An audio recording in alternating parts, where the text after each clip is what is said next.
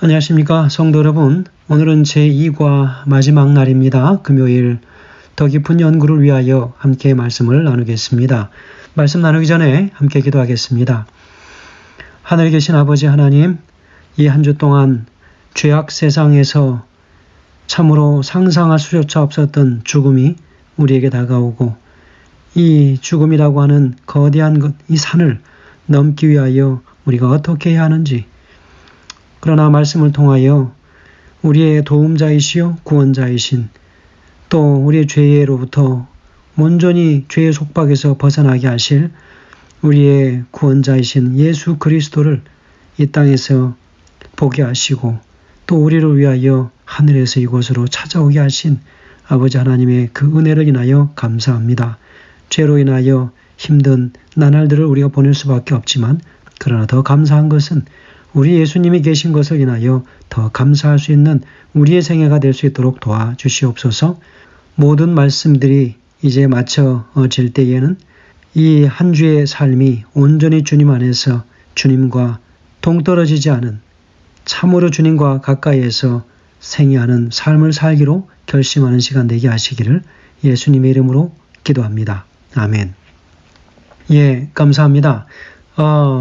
로마서 5장 12절이 바로 기억절 말씀이었죠. 이 전체 한 주의 말씀의 핵심, 자, 말씀 봉독하겠습니다.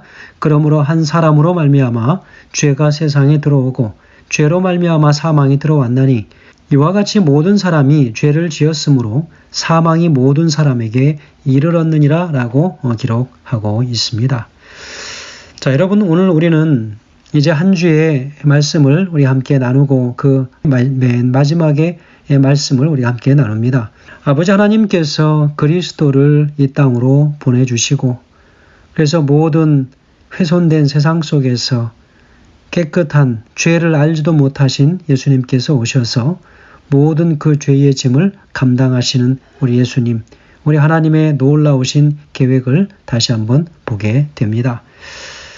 여러분, 우리는 죄악 세상에서 어쩔 수 없이 죄로 인하여 힘들어하는 그런 삶을 살아가고 있지만, 죄를 생각하면 암담하고 끔찍하지만, 그러나 더 감사할 것은 예수 그리스도가 그 죄로 인하여 이 땅에 오시게 되었다고 하는 사실이지요. 여러분, 늘 우리의 삶에 힘든 것과 감사한 것들이 늘 함께 공존합니다. 그러나 우리가 힘든 것을 생각하면 한없이 우리가 절망하고 좌절할 수밖에 없지만, 감사한 것을 생각하면 우리는 더 하나님 앞에서 기쁜 생을 살 수 있다는 것입니다. 어차피 동일하게 흘러가는 그 시간이라면 우리가 살아가는 그 이 시간의 퀄리티를 어떻게 우리가 정해야 하는가? 그것은 감사의 조건들을 더 많이 헤아려 보는 것일 것이다 라고 생각합니다. 자, 우리 죄악 세상에서의 죽음, 바로 이 죽음은 어떻게 시작되었는가?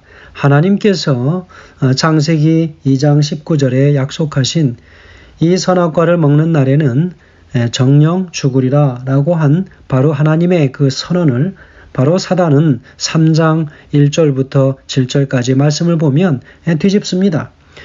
너희들은 결코 죽지 아니하리라 라고 이야기합니다. 그 죽음은 당장 눈앞에 찾아오지 않았습니다.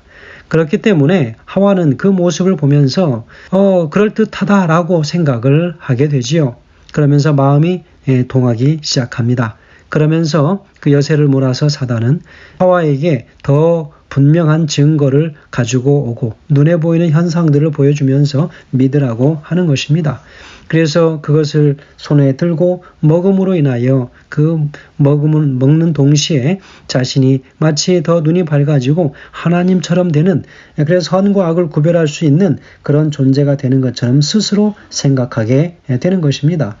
늘 하나님의 말씀에 상반된 의견을 진술하는 사단의 모습을 보게 됩니다. 그러면서 뱀에게 속아 넘어가게 되지요. 그 유혹에 넘어가면서 어떻게 이야기합니까? 결코 너희는 죽지 아니하리라 라고 위로하지요. 당장 육신은 죽지 않았습니다. 그러나 육신의 죽음이 오는 그 순간 사단은 말을 바꾸어서 육신은 죽을지라도 결코 너희의 영혼은 죽이지 못한다라고 하면서 급기야는 이제 철학 사상을 들어서 세상의 죄를 편만하게 이제 조장하는 것이지요. 결코 죽지 아니하리라 라고 하는 그 말은 결국은 죄의 결과가 무엇인지를 분명히 이야기해 줍니다. 결코 죽지 아니하리라. 그러므로 죄가 들어왔습니다. 그 죄의 결과는 무엇일까요? 비극입니다. 여러분, 비극이지만 이로 인해서 하늘의 왕이신 예수님께서 이 땅으로 오신 것은 더할 나위 없이 감사한 일이죠. 죄가 이 땅에 있는 것보다 더 크게 우리가 다뤄야 할 것은 예수님께서 오셨다고 하는 사실, 그래서 우리를 위하여 죽으셨다라고 하는 사실이 우리에게는 더 크게 부각되어야 할 것입니다. 그럴 때 우리의 삶이 밝아지는 것입니다. 그리고 나서 목요일서지에서는요, 첫 번째 복음의 약속, 그 무엇입니까? 바로 창세기 3장 15절 원복음의 약속이죠. 하나님께서 이 땅에서 최초로 주신 이 땅을 향한 죄인들을 향한 약속입니다. 그것이 무엇입니까? 여자의 후손이 바로 이 땅에 오겠다. 바로 그 여자의 후손은 그 뱀의 머리를 상하게 할 것이다 라고 했습니다. 죄를 지은 후에 하나님께서는 아담과 하와 그리고 사단을 불러서 그들을 정죄합니다. 그러면서 사단은 종신토록 배로 땅으로 기어다니면서 흙을 먹으며 살 것이라고 저주를 하셨습니다. 하나님의 백성들은 결코 이 죽음을 피해갈 수 없는 현실이 되어버렸습니다. 여러분, 이 죽음은 어떻게 시작되었을까요? 하나님께서는 사람을 창조하면서 하나님과 더불어 동행하며 함께하도록 지음을 받았습니다.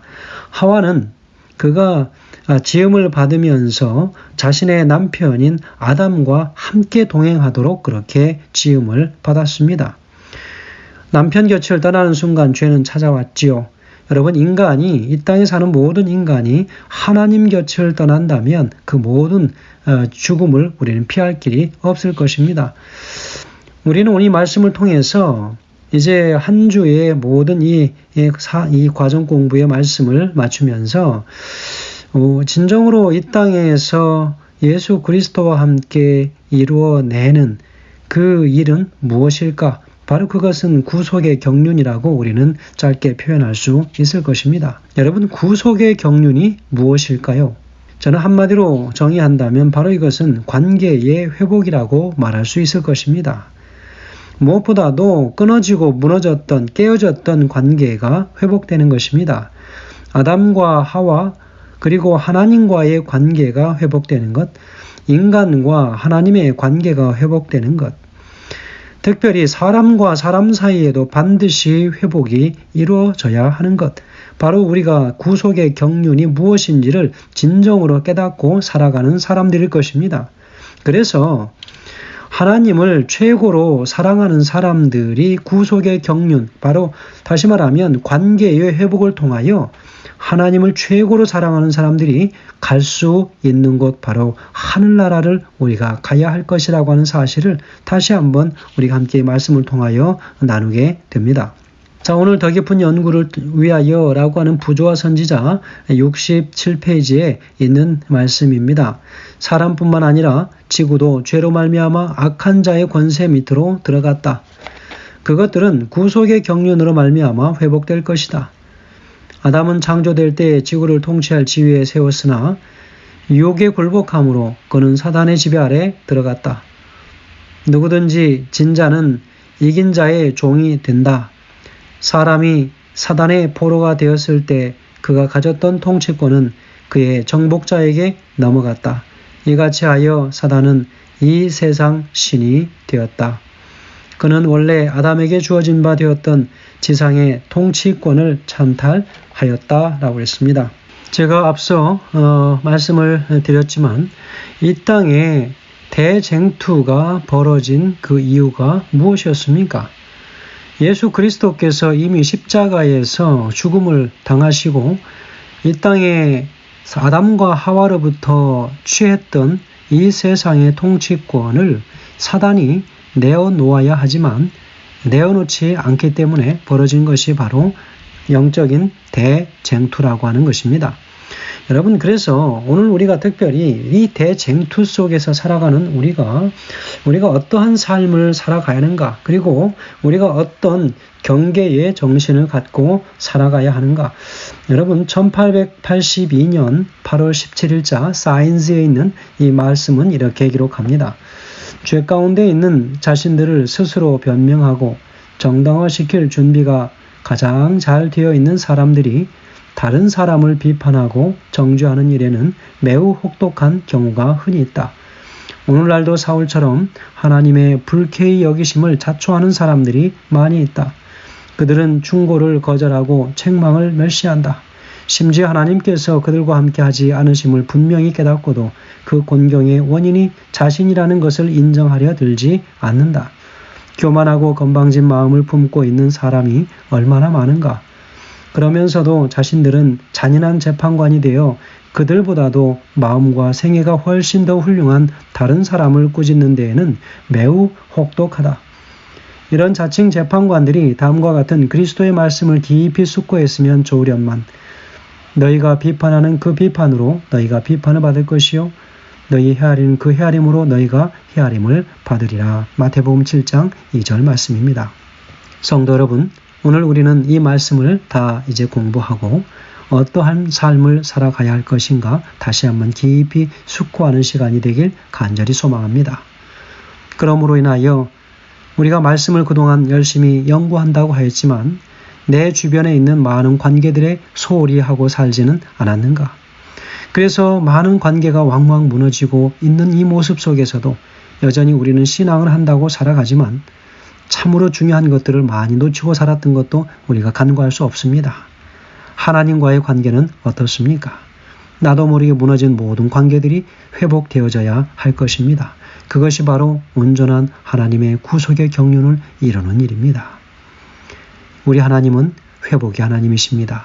오늘 이 안식일도 무너졌던 모든 관계가 다시 한번 회복되게 하시고 사람과 특별히 하나님과의 그 관계가 다시 회복되어지는 안식일 되길 간절히 바라면서 말씀을 줄이겠습니다. 감사합니다.